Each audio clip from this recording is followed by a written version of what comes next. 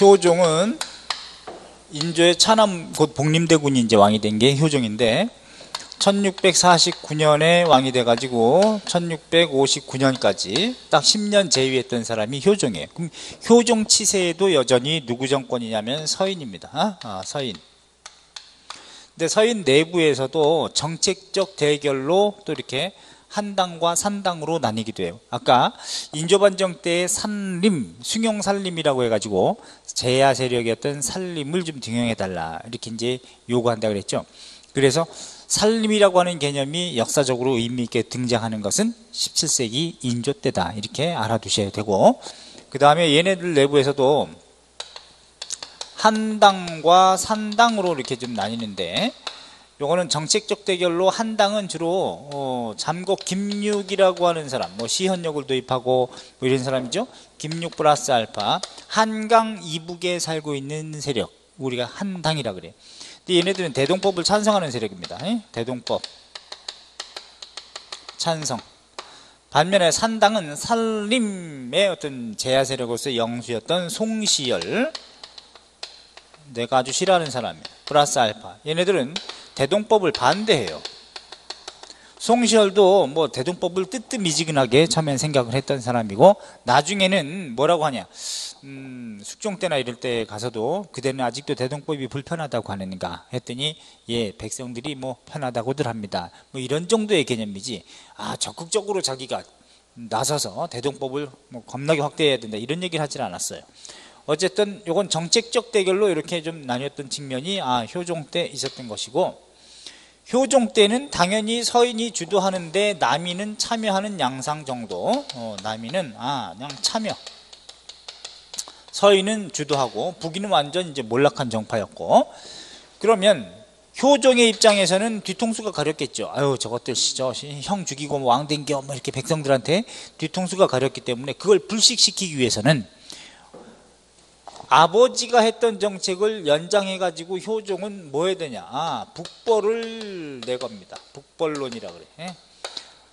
문화가 낮은 오랑캐에 당한 치욕을 씻고, 그런 다음에 명에 대한 의리를 갖고 명을 망했으니까 우리가 세워줘야 한다, 이런 논리가 북벌입니다. 이거는 존화주의의 극치입니다. 존화주의 4대 외교의 극치야. 단 이 북벌론이라고 하는 것이 등장하게 된 것은, 이제는 청은 오랑캐라고 보는 것이니까, 그래서 이제 중국도 망했으니 이제는 공자와 맹자의 전통을 그대로 잇는 것은 조선밖에 없다. 땅덩어리는 작아도. 이게 바로 북벌이거든요. 이게 소중화의식이에요. 소중화의식. 다른 말로 조선중화의식. 이거는 문화적인 자신감은 높은 거야. 문화적인 자부심, 이거는 높은 상태에서 북벌 자체는 존화주의 4대 외교의 극치다. 한마디로 말하면 개념 없는 거죠. 신리하고는 정반대 개념이에요. 청을 정벌하자는 개념인데, 이랬을 때 얘네들은, 서인은 북벌, 형식적 북벌론으로 일관합니다. 형식적인 북벌. 그럼 남인 입장에서는 어떠냐, 남인도 실질적 북벌이에요. 북벌 하자고는 찬성해. 실질적인 북벌, 북벌론. 그러면 효종의 입장에서는 실질적인 북벌을 하자고 하는 남인이 이쁘지요. 근데 얘네들은 형식적으로만 일관했기 때문에, 그럼 남인의 대표적인 사람이 누구냐, 윤휴 같은 사람이 대표적인 사람이에요. 남인의 윤휴. 실질적으로 북벌하기 위해서는 호포제도 실시해야 한다. 집집마다 군포를 다 걷어서 양반도 군포를 내야 한다. 이런 주장까지 했던 사람이에요. 군비 확장을 위해서는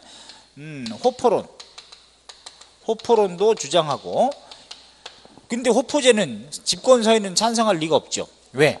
이미 군역이라고 하는 것은 16세기부터 반상구분의 신분적 척도였는데 양반이었지 군포를 낼 수 있느니까 해가지고 반대하는, 그저 백성들한테만 거두려고. 그러니까 효종이 몸다른 거야. 야 이거 뭐야, 얘네가 해줘야 되는데 얘네가 뜨뜻미지근하게만 전하 북벌해야 합니다 전하 뭐 이런 식으로만 얘기하고 안 해주니까 군비는 확장되고 하는데 재정은 어려워지는데, 그래서 결국은 1659년도에 효종은요, 송시열, 송중길 얘는 우리가 양송이라 그래. 예, 기해년이거든. 기해년. 기해년에 독대합니다. 왕하고 비밀리에 사관을 내보낸 상태에서 효종 플러스 송시열, 집권 송시열 얘네들하고 독대를 해가지고 효종이 이제 제안을 합니다. 내가 병권을 서인한테 넘길 것이니까 북벌은 좀 해주시오. 그랬더니 예 전하 그러겠습니다. 감사합니다. 잘 받겠습니다. 그래서 병권 받아요. 병권 받고 북벌 안 해. 그러니까 효종 빡돌아. 야 이런 해서 남인으로 전국을 확 바꿔버려요. 전국을 바꿨더니 바꾼 그 해에 효종 죽어. 참 묘한 상황이 돼버렸죠. 그래서 이제 독살설도 나오고 그러는 건데, 그래놓고 효종이 죽고 나서 효종의 아들이 왕이 되거든. 그게 현종이 됩니다. 현종. 그러니까 1659년에 제위해가지고 1674년까지가 현종 제위 기간인데 15년이죠. 그러면 현종 때 불거진 일이 뭐냐? 1659년도에 기해년에 아버지가 죽었으니까 이제 복제 문제가 불거진 겁니다. 이게 우리가 예속 논쟁이라고 하는 거예요. 그러면 1659년도에 기해 예송이 터진단 말이죠. 기해년에 상복을 몇 년 입어야 할 것이냐? 이거는 효종이 죽었기 때문에 효종 다이. 그래서 기해 예송 때는 서인은 송시열이었습니다. 송시열. 대표적으로 송시열은 효종대왕께서는 이 송시열이 정계에 이제 가게 되는 이유가 효종이 왕자 시절에 한 6개월간 왕의 학문을 가르쳤던, 왕자의 학문을 가르쳤던 효종의 사부였어요. 그랬기 때문에 이제 국가의 큰 늙은이 대로의 입장이 이제 살림을 좌지우지하는 이제 이런 상황이 됐는데, 송시열이 예를 밝긴 했어요. 밝아가지고 효종대왕께서는 차남으로서 왕이 됐기 때문에, 차남이 왕이 됐을 때 왕비, 곧 왕비는 자식이 죽었을 때 상복을 입을 때 장남이 죽었을 경우는 3년을 입는데, 그런데 차남이 죽었을 경우는 1년을 입는다는 주자가리에 또 그렇게 돼 있어요. 그래서 송시열은 1년설을 1년 입으셔야 합니다. 1년설. 그래서 1년설을 주장한 내용이 처음엔 차남이었기 때문에 차남이었으므로 1년 입어야 합니다 라고 했거든. 그런데 여기에 반기를 든 또 다른 예론의 대가인 윤휴, 남인 윤휴는 3년설을 주장합니다. 3년설. 아닙니다 전하, 효종대왕은 차남으로 왕이 되긴 했지만 형이 죽은 다음에 올라갔기 때문에 이것은 장남으로 쳐야 합니다. 이렇게 얘기해. 둘 다 맞아요. 형이 죽은 다음에 왕이 되는 경우는 장남으로 친다는 그런 또 다른 예가 있어. 주자가래도.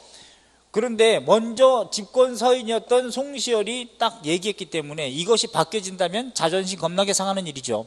그러니까 이거 굽히지 않아요. 서로 논쟁한단 말이야. 이걸 예속 논쟁이라 그래.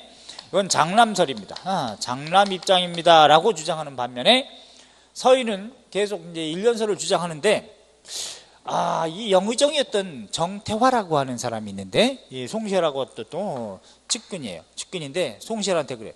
이보게, 이거 자네 윤휴도 굉장히 예론에 뛰어난 학자인데 윤휴가 자네를 체의부정으로 걸면 어떡할 것인가? 그러면 자네는 죽음을 면할 수 없을 것 같은데, 뭐 이렇게 얘기해. 체의부정이라고 하는 것은 뭐냐면, 핏줄은 아버지 몸을 받았으되 정통이 아니므로 3년을 입지 않고 1년을 입는다는 경우에 해당하는 내용입니다. 이게 1년설이에요. 이런 경우에. 그럼 어떤 경우냐? 서자인 경우, 또는 자질이 없고 뭐 질병이 있고 막 그래서 좀 왔다 갔다 하고 이렇게 좀 자질이 안 되는 경우, 이런 경우는 정통이 아니므로 뭐 1년 입는다. 이제 이런 경우의 수가 있는데, 뭐 예로는 뭐 3,000가지가 넘는다고 하니까. 그런데 맞아, 그 얘기하면은 나 이거 뒤질 것 같은데 이거 어떻게 하면 좋지? 그래서 이거를 관철시키기 위해서 차남을 뭐라고 하느냐면, 전하, 예전에 우리 조선 초기에, 국가 초기에 국조예에 의하면 그때는 장남이 죽거나 차남이 죽거나 왕자가 부모보다 먼저 죽는 경우는 무조건 1년 입었던 예가 있습니다. 그래서 국조의 예에 따르면 장남도 1년 입었습니다.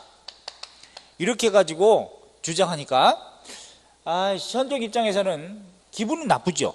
아버지를 그렇게 좀 높이 봐주는 게 좋은데 어쨌든 예론의 대가라고 하고 집권 서인의 또 대표니까 송시열 얘기를 따릅니다. 얘 얘기를 따라. 이때부터 윤유하고 송시열하고 이제 굉장히 갈라서게 돼요. 전국을 둘러싸고도 그렇고 이게 예송 논쟁이다. 예송 논쟁. 어쨌든 이게 채택은 서인설이 채택이 됐습니다. 그런데 1674년도에는 갑인년, 갑인년. 이때는 갑인 예송이 또 터집니다. 이때는 효종비가 죽어요. 결국은 현종 엄마가 죽네. 친엄마가. 효종비가 죽는다고. 그러니까 효종비는 현종의 엄마가 되는 거죠.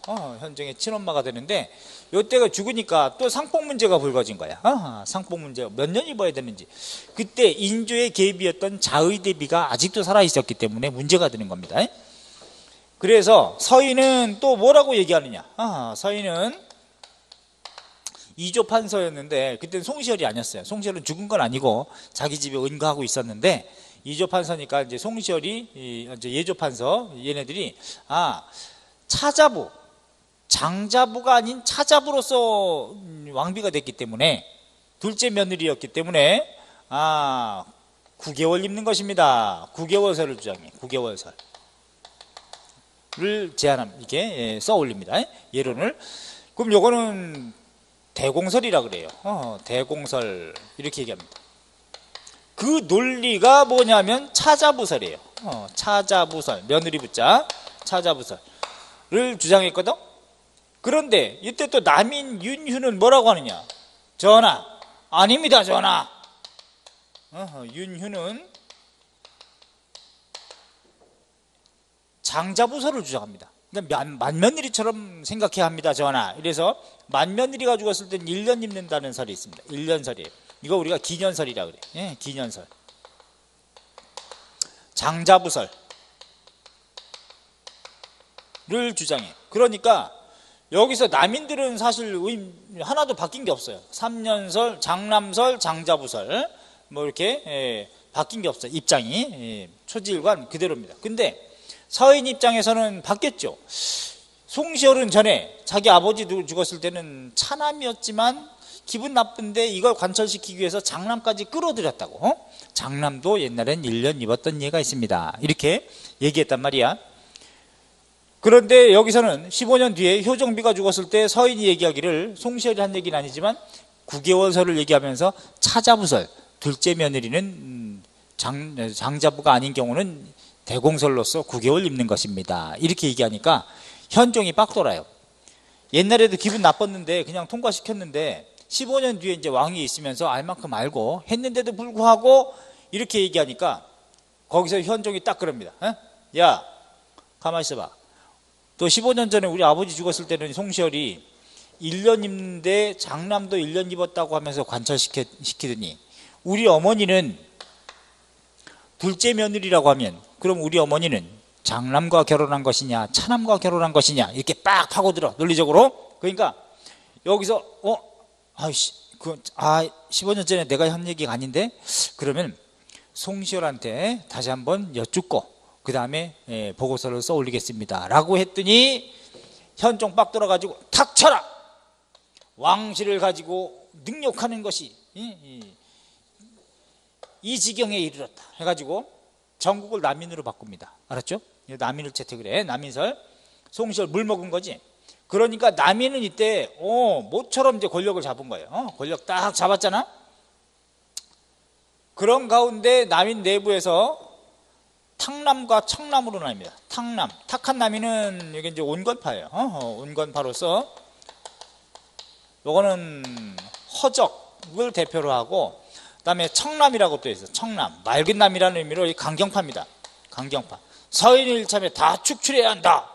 허목이라고 하는 사람. 허목. 이렇게 이제 강경파, 온건파로 나뉘었었는데 이때 남인으로 전국을 딱 바꿔주고 현종 죽어. 와우.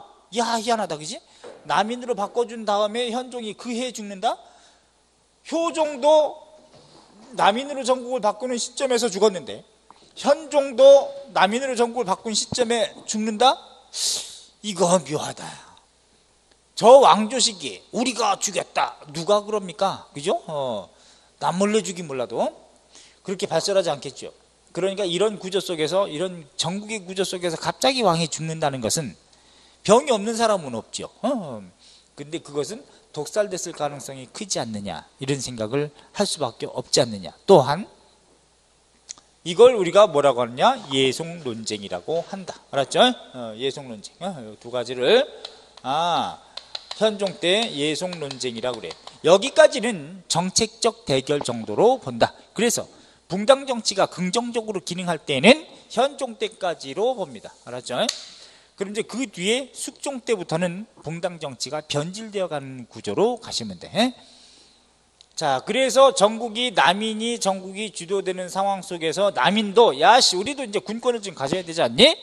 해가지고 남인에서는 군권을 장악하기 위해서 도채찰사 무를 설치합니다. 설치해가지고 자기네가 이런 병권도 일부를 가지려고 했는데, 그래서 도채찰사부를 설치해서 윤유는 자기가 거기 이제 대작을 하려고 했었어요. 왜냐하면 영의정은 이걸 겸할 수 없거든. 하기 때문에 하려고 했는데 웬걸 바로 숙종 때에, 숙종은 이제 숙종이 즉위가 되겠죠. 숙종 현종 아들 숙종. 조선 왕조에서 두 번째 롱타임으로 오랫동안 재위한 사람이 숙종이야. 숙종은 46년간 재위하는데 1674년부터 해가지고 썰이 죽는 것이 1720년에 죽습니다. 자, 그러면 숙종 때 초기에 집권한 세력은 누구냐? 이거 남인이 집권했죠. 남인이 올라갔으니까 남인이 전국을 주도했어. 남인이 주도한 시기가 1674년부터 꼴랑 1680년까지야. 꼴랑 6년 만에 전국이 바뀌네. 그래 놓고 누구로 바뀌느냐? 서인으로 바뀌어요. 1680년부터 1689년까지 웬걸 꼴랑 9년이네. 야, 이거 뭐 화무 11홍이요 권불 10년이다 이런 얘기하죠. 권력은 10년을 가지 못하고 꽃은 열흘을 넘기기 어렵다. 불기가 열흘 간다 이런 얘기가 있는데, 그 다음에 또 바뀌어 전국이. 다시 또 남인으로 바뀌어. 마지막으로 기사회생합니다. 1689년부터 근데 꼴랑 5년이야. 1694년까지야. 웬걸 이런. 그리고 또 서인이 집권합니다. 1694년부터 이제 서인이 집권하게 되는데 1720년까지 일단 1720년까지 이렇게 잡아요. 요 중간중간에 있었던 일이 뭐냐면 국면이 전환됐다 그래서 환국이라 그래요. 환국. 알았죠? 그래서 요 기간에 있었던 1689년도에 1680년에 경신환국이라는 게 터집니다. 경신환국. 경신년에 국면이 전국이 바뀌었다. 1680년. 이거는 유학 남용 사건이라 그래가지고 허저계, 이 사람 이제 영의정이 됐거든. 이제 영의정인데, 영의정. 허저계 조부, 허잠이라는 사람이 있는데, 이미 죽었어요. 죽었는데, 이 시호를 내려줍니다. 숙종이. 시호 이제 죽은 뒤에 좀 더 이제 관직을 좀 올려줘가지고 추전해주는데, 그걸 우리가 잔치가 열리는데 그걸 연시연이라 그래. 그래서 시호를 베풀어서 거기에 이제 잔치가 벌어졌는데, 허저계 집안에 그날 비가 왔어요. 비가 와가지고 숙종이 내관을 불러가지고 오늘 허저계 집안에 연시연이 있는 날 아니냐? 그러면 비도 오니 유학을 내다가 펴게 하라 이렇게 했어. 유학이라는 게 뭐냐면 기름유자의 천막학자. 그래서 이게 이 기름친 천막으로서 왕의 텐트입니다. 이제 비상시에 쓰는, 우리가 저 학교 운동회 때 교장 뭐 이렇게 딱 천막 치잖아요. 그 밑에 이제 좌정하게 돼 있고, 근데 그 천막이 이제 기름을 먹여가지고 비가 똘똘똘 굴러서 이제 이게 유학이라 그래. 그걸 내다 펴게 하라 이렇게 했는데 이제 호의를 베푼 거죠. 근데 내관이 딱 가가지고 창고에 가봤더니 가져갔어 이미. 그래서 보고를 합니다. 전하 이렇게 했더니 그래 유학을 갖다 주었느냐 딱 그랬더니 다 참 말하기 그렇죠. 근데 쭈뼛쭈뼛하면서 그래. 전하 황공하오나 이미 유학을 가져갔나이다. 이렇게 얘기를 해. 그랬더니 숙청 빡 돌아. 뭐? 야, 그거 텐트 내 거잖아. 내 건데 왜 함부로 왕의 물건을 지들이 멋대로 가지고 있으니? 해가지고 이런 쌍놈 새끼들, 야, 오늘 요 연시연회 잔치에 허적의 집에 가가지고 누구누구 참여했는지 다 보고해. 그래놓고 그날부로 서인한테 명령을 내려가지고 서인 빨리 등청하라 해가지고 서인들한테 다 궁궐로 들어오라. 남인들은 누구도 들어오지 못하게 하고 서인만 들어오게. 그 연시연에 참여했던 사람들조차도 잽싸게 그 연통을 받고 궁궐로 갑니다. 근데 이제 허적이라든가 이런 사람이 그래. 아니 무슨 일인가? 뭐 모르겠어. 급히 오라는 통보요. 해가지고 이제 올라가는데 그때 허적도 직감을 해요. 아이씨 이거 우리 완전 따다가는 것 같은데 이제 이런 직감도 하거든. 아닌 게 아니라 모든 권력을 서인으로 다 바꿉니다. 그날 다 교체를 해버려. 그래놓고 이제 서인이 집권했는데 경신환국 직후에 서인이 집권하니까 이제는 2년 뒤에 남인을 일망타진하기 위해서 허적의 서자 허견이 역모를 꾀했다. 이렇게 고해봤죠. 이게 임술고변입니다. 바로 2년 뒤가 임술고변이거든. 임술년에 허적의 서자 허견이 역모를 꾀했다고 고해봤죠. 1682년의 일이에요. 그 임술고변했던 애가 누구냐면 김석주라고 공작정치의 시발점 아닐까. 조선 후기에 서인인데, 근데 그 김석주가 중국 명나라로 사신으로 가는 사이에 김익환이라고 하는 애를 통해서 그걸 계속 꾸며서 이걸 추국하게 하고 막 이렇게 꾸몄거든. 근데 의금부에서 조사해 본 결과 그것은 무고였음이 밝혀졌습니다. 이거는 일부러 꾸민 것이다. 그러면 김석주라든가 김익환이라든가 이런 것들은 처벌해야 되는데, 당시에 서인의 대표적인 사람이었던 송시열은 처벌하지 말고 이건 잘못이 없다라고 옹호합니다. 걔네들을. 그러니까 이거 뭐임? 해가지고 남인은 뭐 일망타진 되긴 했어도 서인 내부에서도 이제는 둘로 나뉘어요. 우리 스승이 너무하네. 좀 바뀌었네. 뭐 이건 아닌 것 같다. 해가지고 서인 내부에서 임술고변 직후에 둘로 나뉩니다. 하나는 노론과 소론으로 나뉘어요. 노론은 노인네, 소론은 소장파 이런 의미인데, 노론의 영수가 바로 송시열입니다. 송시열. 소론이 바로 윤증이라고 송시열의 애제자고 수제자입니다. 윤증이야. 윤휴가 아니고 윤증. 그런데 송시열이 살고 있는 곳이 회덕입니다. 오늘날 대전이죠. 회덕이고, 윤증이 살고 있는 곳이 니성이야. 니성은 오늘날 논산입니다. 얘 지명이거든요. 그래서 이 둘 사이에 정치적으로 대립한 것을 회니십이라 그래. 회덕과 니성에 살고 있는 사제지간의 대립을 회니십이다라고 얘기합니다. 회니십이. 물론 윤증의 아버지는 윤선거라고 있습니다. 윤증의 부친은 윤선거예요. 윤선거하고 송시열하고 또 윤휴는 굉장히 소시적에 친했습니다. 아주 친했고 학문을 같이 논하고, 그러니까 정치하면서 갈라지게 되는 건데, 심지어는 송시열이 윤휴가 학문이 너무나 뛰어나가지고 30살에 사찰에서 이렇게 쭉 모여가지고 학문을 토론해요. 그럴 때 송시열이 깜짝 놀랍니다. 야, 내가 30년 글 공부를 헛했구나. 윤휴의 학문이 이렇게 높을 줄 몰랐다. 자탄을 하거든. 그럴 정도로 인정을 했던 사람이고, 그랬는데 저 예속 논쟁 때문에 결국은 갈라섭니다. 그리고 윤선거도 워낙에 둘이 이제 윤휴하고 싸우고 그러니까 윤휴하고 사문의 난적이다 해가지고 주자와 다른 해석을 했다 그래가지고 이제 갈라서 그럴 때 윤선거가 중간에서 중재를 많이 하려고 그래요. 그랬더니 송시열은 자기 편 들지 않는다고 윤선거도 또 씹고 까. 그래서 또 이제 마지막으로 서인들 다 회합을 시켜가지고 여기서 결정을 하라. 윤휴가 맞냐 아니면은 내가 맞냐, 주자와 같은 성인을 까다니 해가지고 전부 다 송시열을 다 지지하는데, 윤선거는 그럽니다. 이보게 그 윤휴도 학문이 장난이 아닌데 뭐 그런 거 가지고 이렇게 배척할 필요가 있는가, 이렇게 조제부합하려고 했는데 안 들으니까 송시열이 그래. 야, 너도 여기서 결정해. 자네도 여기서 결정하라. 윤휴가 맞냐 내가 맞냐 이러니까 윤선거는 여기서 뭐라고 하냐.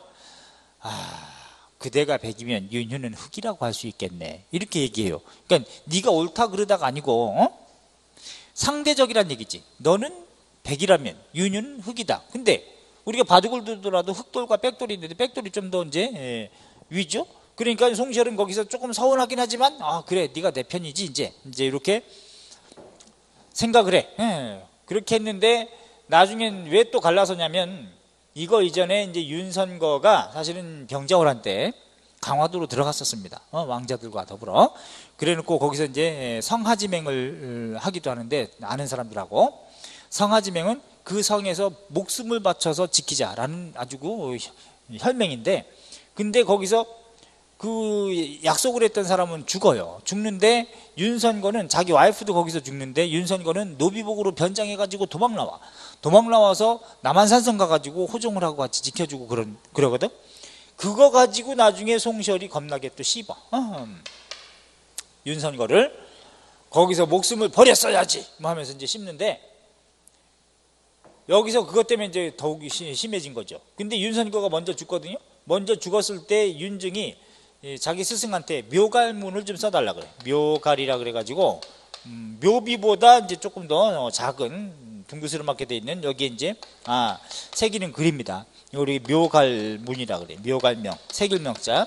그래서 여기 이제 필요한 글 같은 건 이제 사실관계는 적어서 주죠. 연보라든가 이런 거는 적어서 딱 보내면 송시열이 이제 아름답게 좀 꾸며줘야 되는 거야. 공은 뭐 하늘이 내린 성품으로서 뭐 강념했으며 뭐 이렇게 좀 써줘야 되는데 그렇게 써주지 않고 그냥 보냅니다. 기분 나빴던 거죠. 송시열이 옛날 이런 거 자기 편 안 들어가지고 적극적으로 그래가지고 그냥 보내니까 윤증이 제자 입장에서 좀 서운하지.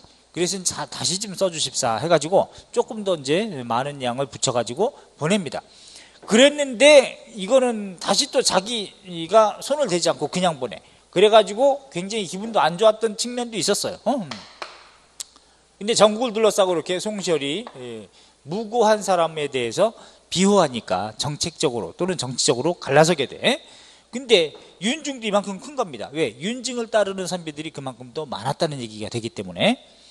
자, 요게 바로 경신왕국 직후의 서인 내부에서 정확하게 1682년 임술고변 직후인 83년에 노론과 소론으로 분화되더라는 얘기고, 그래서 서인이 한 9년 동안 집권했는데 요 사이에 또 이제 뭔 일이 터지냐? 기사환국이라는 게 또 터집니다. 기사년에 국면이 다시 또 바뀌어요. 전국이 1689년의 일이죠. 요거는 원자 정호 문제가 되는 거예요. 원자 정호 문제 가지고 이때 여러분이 잘 아는 희빈장씨, 장희빈을 떠올리시면 돼. 자, 숙종은 와이프가 first, second, third 인경왕후가 있습니다. 인경왕후가 있었지만 애가 후사가 없어요. 두 번째가 인현왕후입니다. 인현왕후. 이 사람 우리가 민씨죠. 그 다음에 세 번째가 인경왕후가 있습니다. 인원왕후가 있습니다. 인원왕후. 이렇게 있는데, 이거 뭐, 후사가 계속 없네. 후사가 계속 없어요. 아들이. 그랬는데, 원데이, 어느 날, 장옥정이라고, 장옥정. 얘는 뭐 완전히 뭐 무술인은 아니고 한 중인 정도 집안 정도가 되는데 오래비가 장희제인데 이 남인계입니다. 남인계야. 근데 워낙에 미인이야.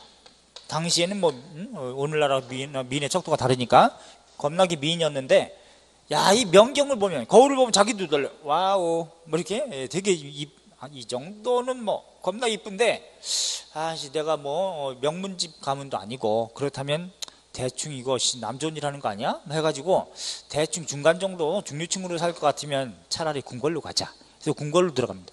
궁궐에는 뭐 이쁜 애들이 뭐 질비하죠. 질비한데 그 중에서도 튀니까 얼마나 예뻤다는 얘기야. 당시 기준으로. 숙종이 딱 고개를 들라. 그랬더니 이쁘거든. 그래서 숙종하고 썸 타네. 여기서 아들이 생산이 돼요. 아들이. 야, 이게 바로 이제 경종이 되는 균인데 이제 이름이 균이야. 이균. 근데 이게 이제 경종이 돼 나중에. 근데 숙종이 때 30살의 아들을 처음 본 겁니다. 야, 17세기 말 18세기 초 유교적인 예속이 가장 강력하고 아들이면 뭐 최고가 그랬을 때에 아들을 처음 본 거야. 후사를. 그러니까 얼마나 이쁘겠어요. 그래서 얘를 빨리 원자로 만들어야 되겠다. 원자. 그러니까 원자는 세자가 되기 전에 이제 딱 책봉하는 겁니다. 이게 세자가 돼요. 그런 다음에 이제 정상적으로 왕으로 올라간단 말이야. 올라가는데 원자로 딱 정하려고 하는 문제 가지고 정하려고 하다 보니까 이게 남인계잖아. 남인계니까 송시열이 반대입니다. 전하, 아직 2년 왕후의 보령이 지긋하신데 더 사랑하면 애기씨를, 왕자 아기씨를 생산할 수도 있는데 나중에 정통 왕비에서 생산이 되게 되면 지금 원자로 만들었다가는 바꾸기가 애매합니다. 그러면 곤란하니 나중에 하소서, 이렇게 돌려서 얘기해. 사실 싫은 거지. 송시열은 남인계가 왕자가 되는 건, 그러니까 세자가 되는 게 싫은 거죠. 근데 숙종은 이미 싫은걸? 그죠? 사랑을 옮겨가 있는데, 장옥정한테 옮겨가 있는데, 더군다나 얘하고는 같이 합방하지 않을 건데 자꾸 사랑하라고 하니까 짜증나죠. 아직도 뭐 보령은 한 23, 23? 요 정도 됐을 거예요. 근데 그때 23이면 뭐 조선 17세기 말에 23이면 간 거지. 한물 꺾인 거지. 뭐 사실은 오늘날하고는 다르니까. 그래서 이건 이제 서인계입니다. 서인계고 남인계니까 싫은 거라. 그런데 송시열이 이제 중국 황제의 예를 들어가지고 막 또 얘기를 해. 중국의 황제도 옛날 이런 예가 있었는데 여기서 아들을 생산했는데 나중에 기다렸다가 여기서 왕자가 나왔기 때문에 이걸 만들었습니다. 뭐 이런 식으로 얘기하니까 또 아닌 예도 있어요. 숙종도 중국 황제 예가 그것만 있더냐 해가지고 또 자기와 같은 예를 또 들어 해가지고 원자를 책봉합니다. 근데 이것도 사실은 무리는 무리야. 왜? 이때 경종이 2개월 됐어요. 야, 환장하네. 생후 2개월 된 애들을 원자로 딱 만들어준다. 이것도 사실은 무리가 있죠. 그래서 이걸 반대했던 송시열은 유배갑니다. 오케이? 송시열 유배가고 기사완국에 의해서 남인이 전국을 주도하게 되는 거야. 그래놓고 송시열 그때 죽어요. 윤유는 이때 죽어. 윤유는 이때 죽고 송시열은 이때 죽고. 유배 갔다가 다시 돌아오는 과정에 제주도까지 갔다가 돌아와서 어디서? 전라북도 정읍에서 사약으로 뒤집니다. 송시열이야.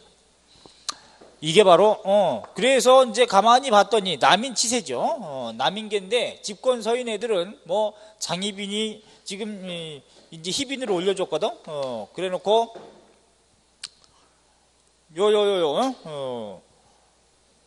산후조리를 해야 되니까 이 장옥정의 생모, 자기 어머니를 이제 숙종의 장모죠. 아주 좀 지체는 한참 낮은데 그래가지고 장모가 궁궐에 와서 이제 산간하라고 이렇게 하는데 가마를 타고 오는데 가마에서 내리게 만들어요. 타고 들어오지 못하게. 성문에서부터 이런 일을 또 고해바치고 그러니까 숙종이 또 빡돌아. 그래서 이제 서인들을 막 굉장히 싫어하거든. 이런 가운데 장희빈이 더 이쁘니까 장희빈을 더 왕비로 만들어주고 싶은 거야. 얘가 이제 세자가 돼야 되니까. 그럼 어떻게 하면 돼요? 인경왕후는 이미 죽었고 인현왕후는 그럼 폐서인시키자. 서인으로 내쫓아버려. 사가의 집으로 자기 친정으로 내쫓아버려요. 안국동 집으로. 청와대 밑에 쪽이야. 경복궁 밑에 쪽. 내쫓은 다음에 장희빈을 왕비로 만들어줍니다. 왕비가 돼. 뭐 기고는 알았던 거죠.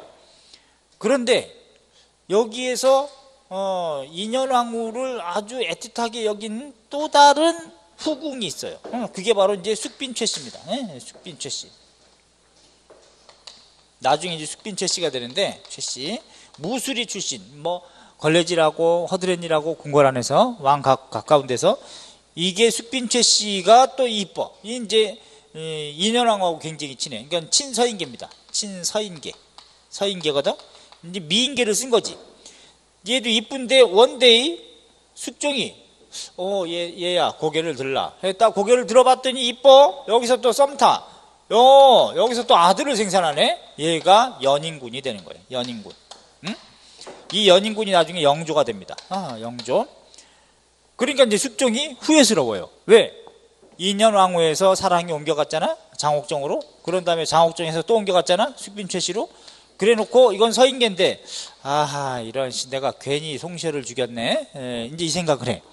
그래 놓고, 그러면 이거 송시열 말 들을 거 괜히 먼저 정했네 라고 후회를 하면서, 그럼 어떻게 하면 좋을까 라고 한 가운데, 그러면 얘를 강등시켜야 되겠다, 왕비에서. 그렇다면 인현왕후를 다시 집에서 궁궐로 끌어올리면 되겠다.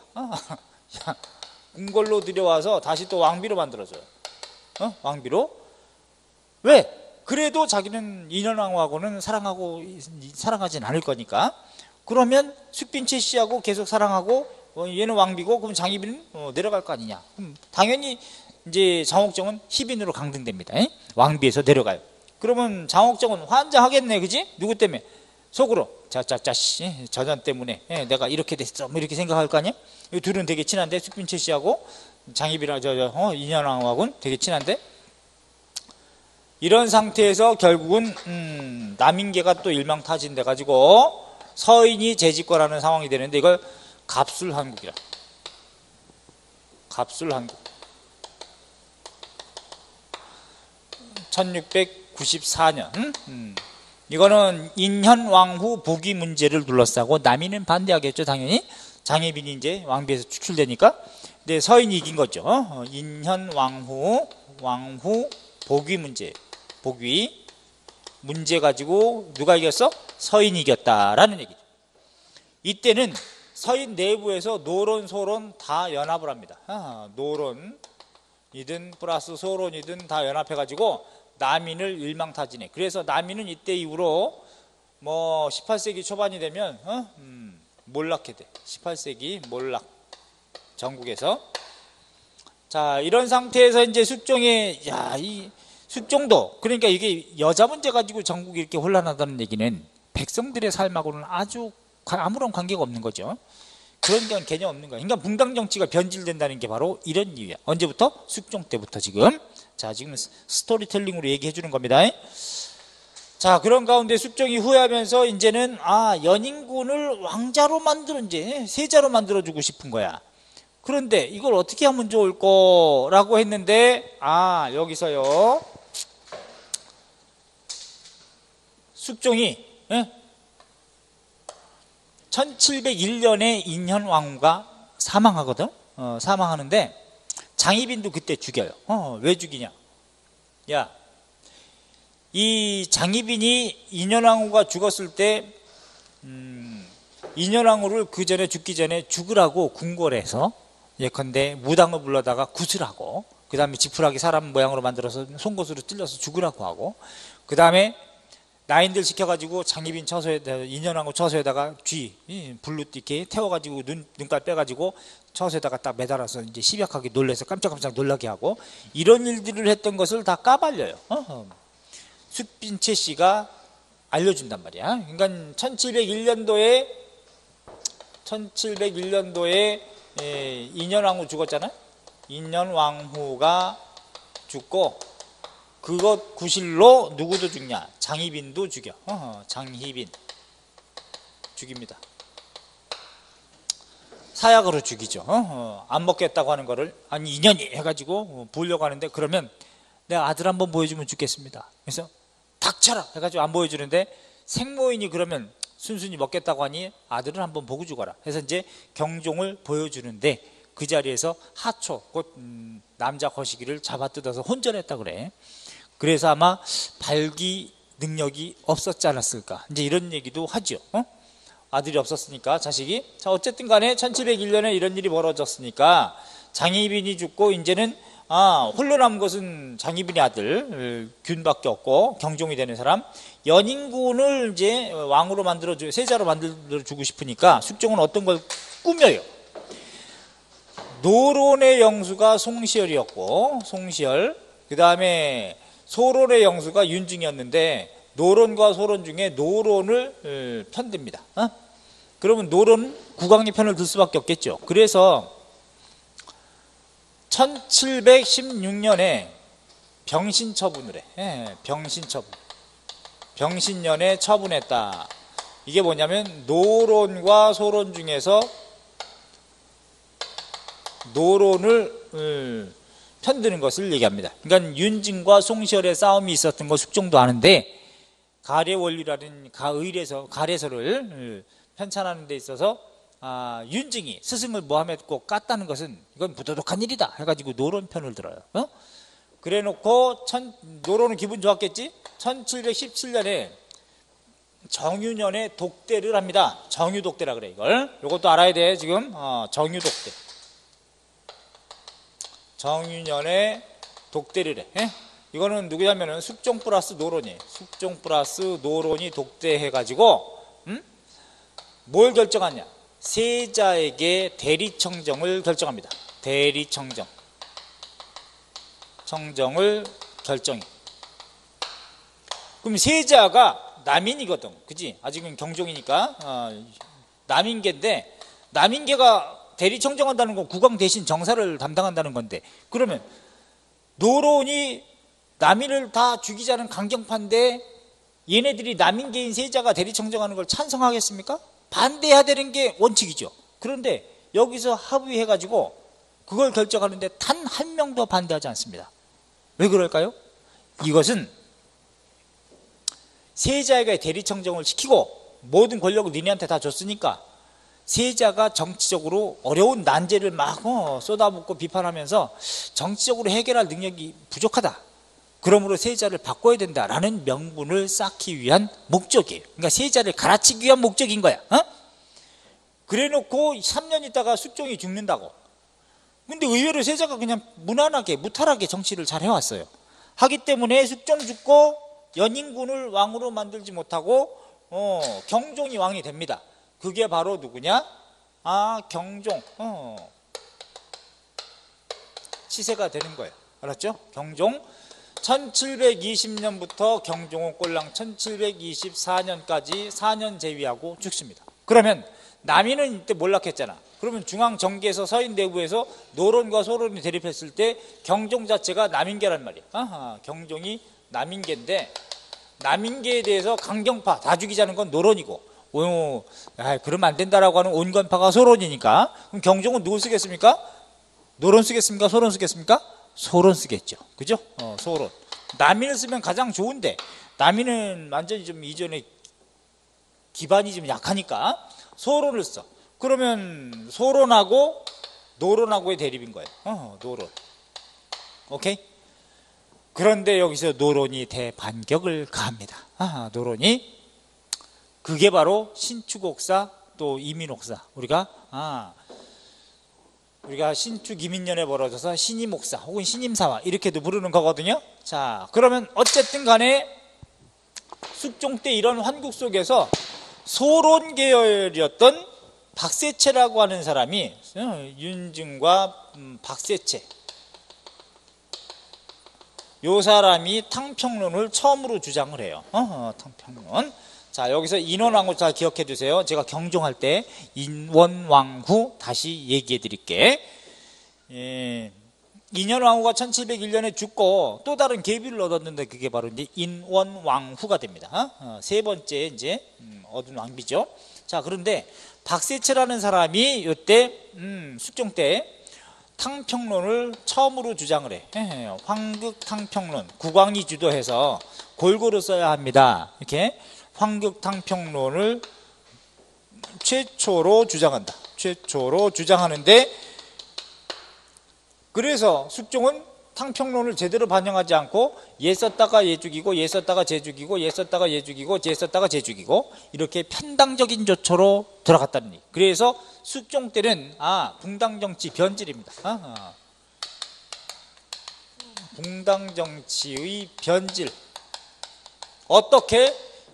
일당 전제화가 이루어진다는 얘기지. 그지? 일당 전제화다.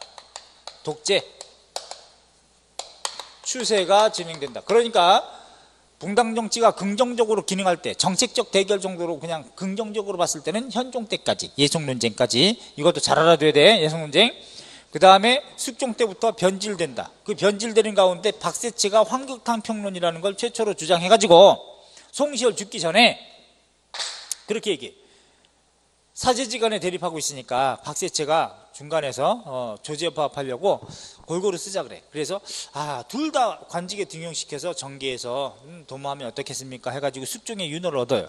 그래가지고 송시열한테 얘기해. 좀 싸우지 마시고요. 같이 정치하시죠 해가지고 알았다 해가지고 이제 올라와 한양에. 그래놓고 윤징한테도 보냅니다. 그래가지고 자네도 올라오게. 스승도 올라왔으니 자네도 올라오게 해가지고 윤징도 이제 올라와. 그래서 기분 좋아해. 그래서 윤징의 아버지였던 윤선거의 제자가 과천에 살았는데 과천까지 와. 윤징이 와가지고 그래서 박세채가 막 기분 좋아가지고 갑니다. 야 어서 오게 자네.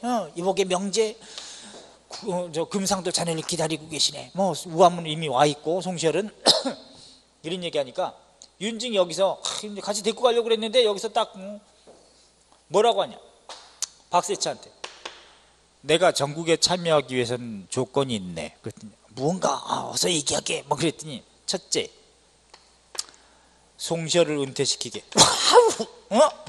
송시열을 은퇴시키게. 정계에서 은퇴시켜라. 야 환장하네. 자기가 할 수 있는 일이 아니죠. 지금 송시열은 원한을 풀려고 같이 정치하려고 올라와 있는데 이미. 그런데 한양에 들어오기 전에 바로 한양 턱 앞에서 송시열을 은퇴시키는 게 첫 번째 조건이네. 야 이걸 내걸 이 말하려고 과천까지 왔어요. 논산에서. 박세채 환장해. 야 지금 그거는 왕도 하지도 못할 일인데 내가 그걸 어떻게 하냐. 그래 그럼 나는 가겠네. 윤증 다시 집에 갑니다. 논산에. 알았죠? 골 때리지 이게. 그래서 이루어지진 않았다. 그러면서 경종 때 이제 다시 또 일당 전제와의 추세가 나타나는데 그건 우리 경종 때 또 다음 시간에 스토리텔링 이어집니다. 알았죠? 그래서 경종 다음에 이제 경종하고 영조 정조 그걸 그런 다음에 이제 19세기 세도기 이렇게 말씀드릴게요. 자 지금 정리한 거 잘 정리해 두시기 바랍니다. 스토리텔링으로 이런 전국의 구조가 곳곳에 이렇게 있어서 숙종 때는 환국 이렇게 전개되고 일당 전제와의 추세가 나타나는구나. 또 현종 때 예송론쟁, 기예송, 갑인예송, 숙종 때는 경신기사, 갑술환곡, 병신처분, 정의독 때 다 숙종 때 일이구나. 이런 걸 스토리텔링으로 쭉 얘기하고 접근하되 결결점 어떤 사건 이후에 누가 집권했는지 이런 것들을 염두에 두셔야 돼요. 아셨죠? 다음 시간에 경종 때부터 영종조, 세도기 이렇게 정리하도록 합니다. 자 여기까지 합니다. 수고했어요.